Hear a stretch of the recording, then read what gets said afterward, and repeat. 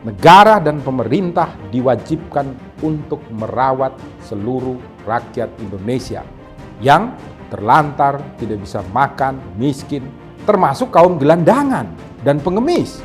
Bukan menghukum masyarakat yang ingin turun ikut berpartisipasi untuk membantu mereka hidup secara baik. Akal sehat kita ini ada di mana itu? Di dalam membuat aturan yang seperti ini. Salam Pancasila, salam penegakan hukum. Halo sahabat Rumah Pancasila, kembali lagi bersama kami di channel Rumah Pancasila, membahas isu-isu hukum dalam bingkai Pancasila. Kali ini Rumah Pancasila akan membahas video-video mengenai isu hukum yang masuk ke dalam DM sosial media kami. Jangan lupa untuk tetap like, share, dan subscribe channel kami, dan mari berbagi ilmu. Salam Pancasila.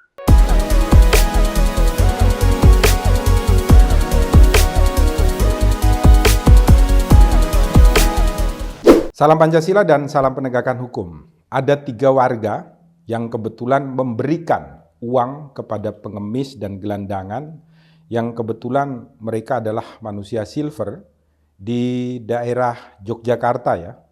Khususnya ini di daerah mana ini? Yogyakarta Manguwoharjo, Sleman. Kemudian mereka ditangkap oleh Satpol PP, disidang, dan kemudian didenda masing-masing Rp50.000. Ini karena Perda nomor 1 tahun 2004 ya, tentang penanganan terhadap gelandangan dan pengemis yang dibuat di Yogyakarta, khususnya Kabupaten Sleman ini, khususnya di dalam pasal 24 itu ada pidana 10 hari atau denda maksimal 10 juta kepada mereka yang memberikan uang kepada pengemis atau gelandangan. Pertanyaannya adalah, apakah ini sesuai dengan Pancasila ataukah tidak? Kita lihat dulu komentar netizen ini. Kami ambil dari undercover.id. Pertama dari Ini Auf, niat baik pun dipaksa untuk ditiadakan. Sepakat saya. Ada sebuah kata-kata dari Suster Teresa yang sangat termasyur, itu adalah, berikanlah tanganmu untuk menolong orang, dan berikanlah hatimu untuk mengasihi orang. Maka Santo Agustinus itu mengatakan hukum yang paling fundamen di dalam kehidupan manusia itu adalah hukum ilahi. Hukum itu sudah ada sejak manusia lahir di dalam hati nuraninya, sehingga manusia itu menyadari mana yang patut untuk dilakukan dan mana yang tidak patut untuk dilakukan. Dengan kata lain, orang yang mengasah hati nuraninya akan mampu untuk berpraktik hidup secara baik di dalam kehidupan di muka bumi. Sehingga saya mengetahui kalau saya memiliki makanan yang berlebihan, kewajiban saya adalah memberikan makanan kepada mereka yang tidak memiliki. Kalau uang saya berlebihan, maka saya akan menjadi manusia ketika memberikan uang kepada mereka yang tidak memiliki uang. Ketika saya memiliki pemikiran yang cerdas, maka kewajiban saya adalah mengajari orang-orang lain yang tidak cerdas untuk menjadi cerdas seperti saya.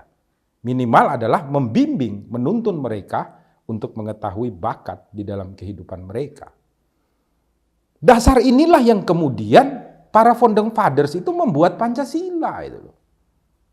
Sebagai landasan kita hidup di rumah Indonesia. Melahirkan Undang-Undang Dasar 45, di mana di sana diperintahkan negara dan pemerintah diwajibkan untuk merawat seluruh rakyat Indonesia yang terlantar, tidak bisa makan, miskin, termasuk kaum gelandangan dan pengemis.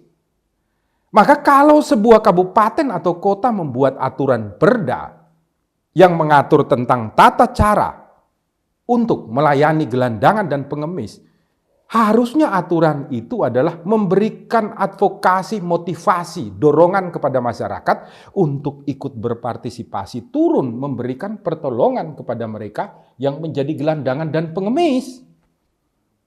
Bukan menghukum masyarakat yang ingin turun ikut berpartisipasi untuk membantu mereka hidup secara baik. Akal sehat kita ini ada di mana itu? Di dalam membuat aturan yang seperti ini. Dan ini bukan hanya ada di Sleman, Semarang juga ada. Kota-kota lain semuanya sama.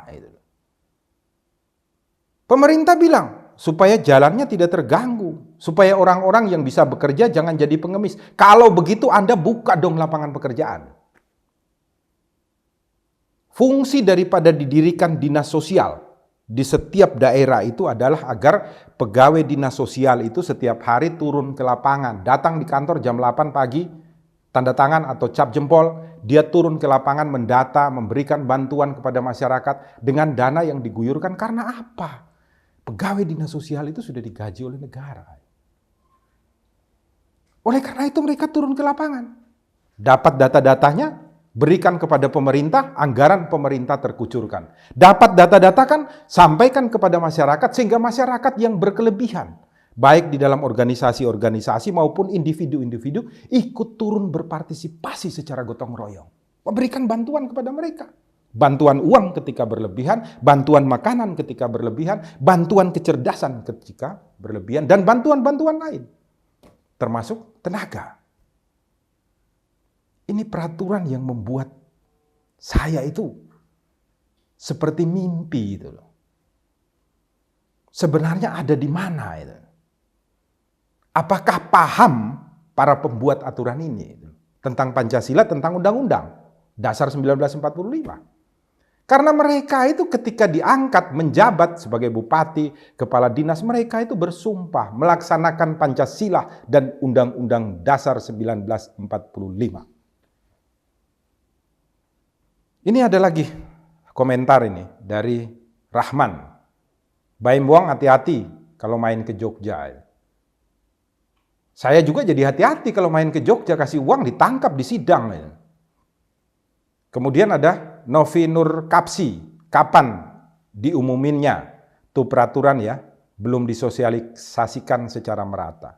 Bukan harus disosialisasikan, peraturan ini harus dihapus, diganti. Mohon ya, sahabat Rumah Pancasila, semua peraturan ini di-tag kemana-mana, termasuk kepada Presiden. Supaya nanti Presiden memberikan petunjuk, ganti semua. Ini peraturan yang sudah tidak benar. Kenapa kemarin ketika Presiden mencabut perda-perda itu, ini tidak dikatutkan juga, diikutkan untuk segera dicabut. Tidak betul dan sangat tidak baik ini bagi kita semua di Rumah Indonesia. Berikan komentar Anda, jangan lupa selalu subscribe Rumah Pancasila dan sebarkan kebaikan untuk kita semua di Rumah Indonesia. Salam Pancasila, salam penegakan hukum, jangan takut untuk terus berbagi kepada mereka. Bila perlu, kita akan bersama-sama turun ke Jogja untuk membagikan apa yang kita miliki lebih kepada mereka yang mengemis dan menjadi gelandangan. Dan kita lihat apakah nanti pemerintah Sleman mau untuk menangkap kita semua untuk dipidana ataukah tidak. Sadar-sadarlah, penegak hukum. Ruang sidang bukan penyiksa kebenaran. Sadar-sadarlah, penegak hukum. Ruang sidang bukan pembunuh keadilan. Karena ruang sidang adalah untuk kebangkitan keadilan.